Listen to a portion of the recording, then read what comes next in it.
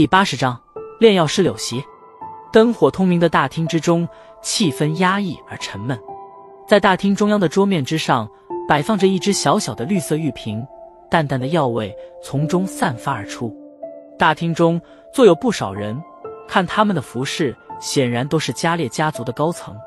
而今日所见的加列库也正好在其中。在大厅首位靠左的一处位置之上，一位身穿白衣的青年懒懒地靠着椅背。青年颇为俊俏，只不过那双眼瞳中时不时闪过的一抹淫亵，却是生生地破坏了这副容貌。此时，这位青年的一只手掌正缓缓地钻进站在一旁的俏丽侍女的衣裳之下，肆无忌惮的模样，丝毫没有因为人多而有所收敛。在青年的亵渎之下，那名俏丽侍女脸颊略微苍白，眸子之中湿气酝酿，娇躯不断地轻轻颤抖着，可却不敢